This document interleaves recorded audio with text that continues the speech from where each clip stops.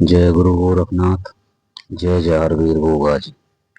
आज हम आपको बताते हैं कि साधक पूछते हैं कि साधना करते समय कौन कौन सी विघ्न बाधा साधक के सामने साधना के बीच में आती है। वो हम आपको बताते हैं कि साधना कोई भी साधक करता है, किसी भी देवी देवता की साधना करता है तो उसमें विघ्न बाधा अवश्य बीच में आती रहती है। और विघ्न बाधा में अगर कोई साधक साधना करना छोड़ देता है तो अपना नुकसान कर लेता है, उसको नुकसान उठाना पड़ता है। इसलिए अक्सर कर साधनाओं के बीच में क्या क्या विघ्न बाधाएं जो आती हैं, आज उनके विषय में चर्चा करते हैं। अक्सर देखा गया है कि साधक जब साधना करने के लिए बैठता है, मंत्र जाप करना शुरू हो जाता है तो उसके बीच बीच में बहुत सारी कठिनाई आती है, बहुत सारी बाधाएं पैदा होती है। तो वो बाधाएं क्या होती हैं, आज उनके बारे में हम चर्चा करते हैं। तो सभी साधक साधना करने से पहले इन विघ्न बाधाओं के बारे में अवश्य सोच लें और ये आती हैं बीच में, इनका ध्यान अवश्य रखें, नहीं तो आपकी साधना खंडित हो जाएगी। जैसे कि साधना काल में ब्रह्मचार्य खंडित हो सकता है, साधक किसी भूलवश मांस मदिरा का सेवन कर सकता है, साधक गंभीर रूप से बीमार हो सकता है। ये अक्सर कर साधक साधनाओं के बीच में ये विघ्न बाधा आती रहती है कि इससे वह साधना पूरी ना कर सके। इसलिए जिस देवता की साधना करते हैं वह देवता आपकी परीक्षा के लिए ये दिक्कत आपको महसूस हो सकती है। किसी कारणवश कहीं दूर जाना पड़ सकता है, साधक भयभीत होकर के अनुष्ठान को छोड़ सकता है।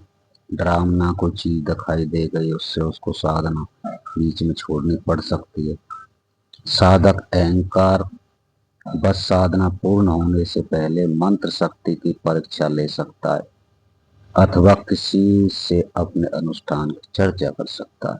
अगर आप साधना करते हैं तो अपने अनुष्ठान के बारे में किसी से चर्चा भी नहीं करनी चाहिए।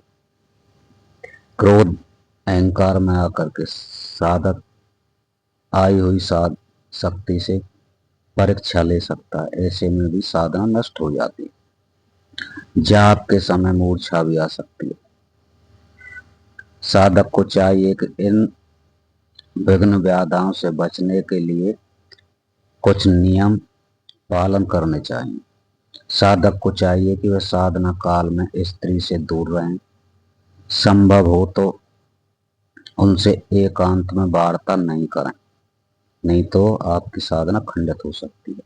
साथ ही अपने ब्रह्मचार्य को बनाए रखने के लिए अश्लील साहित्य ना पढ़ें और बुरे दोस्तों से भी दूर रहना अति आवश्यक है। साधक भूलकर भी मांस मदिरा का सेवन नहीं करना चाहिए। अच्छा हो कि वह साधना काल में बाहर की कोई वस्तु भी नहीं खाए जिससे उसकी साधना में दिक्कत आए, साधना खंडित हो। इस प्रकार से बहुत ध्यान रखने वाली साधना में नियम होते। साधना काल में साधक यदि बीमार भी होता है तो घबराएं नहीं, साहस से काम लें।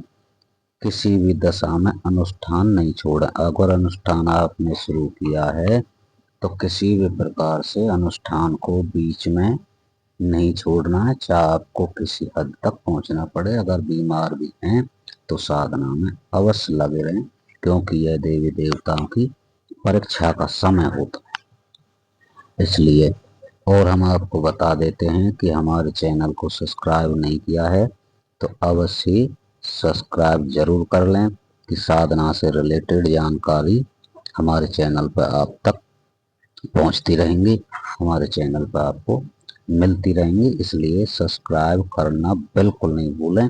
यहाँ साधना की जानकारी शुरू से और लास्ट तक दी जाती है। साधना किस प्रकार से की जाती है, किस देवी देवता को क्या भोग दिया जाता है, क्या नियम है, क्या आसन के नियम है, क्या माला के नियम है, ये सभी इस चैनल पर आपको बताया जाता है। अनुष्ठान के समय यदि कोई भयानक दृश्य भी सामने आए तो साधक को भयभीत नहीं होना चाहिए।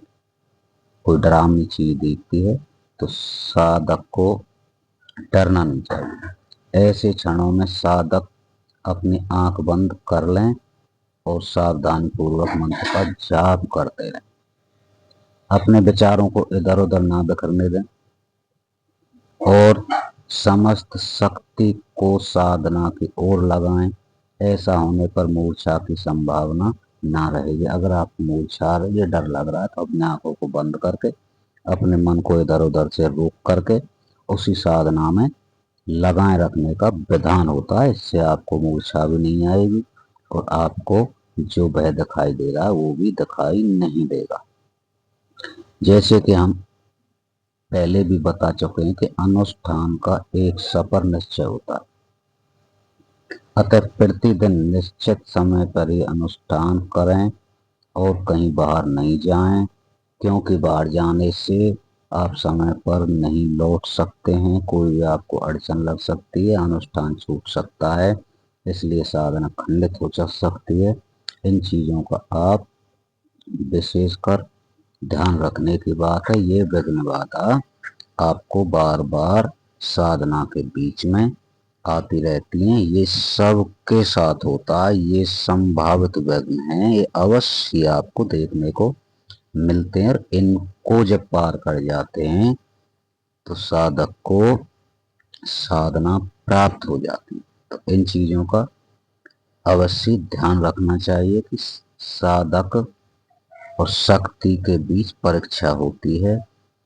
अगर जो परीक्षा को पास कर लेता है तो उसी को साधना प्राप्त होती है, और अगर बीच में अगर साधना छोड़ दी तो आपका इसमें हित नहीं है, अनित हो सकता है, कोई भी अनित हो सकता है। इस चीज का विशेष ध्यान रखें। साधना पे बैठने से पहले अपने गुरु से चर्चा अवश्य करें, गुरु मंत्र अवश्य लें, कि गुरु आपके सर पर जो आशीर्वाद का हाथ रखता है वही हमारी साधना को पूर्ण कराता है। साधना के बीच बीच में अपने गुरु से वार्तालाप करते रहें, और जो भी आपको साधना के बीच में कोई भी चीज दृश्य दिखाई दे उसकी चर्चा, अपने अनुष्ठान की चर्चा किसी के बीच में नहीं बताएं, केवल अपने गुरु भगवान को छोड़ करके।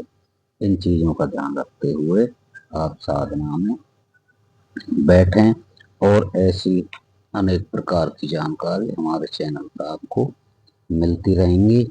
आसन के बारे में, माला के बारे में, सिद्धि के बारे में, साधना में विघ्न इस प्रकार से आते हैं।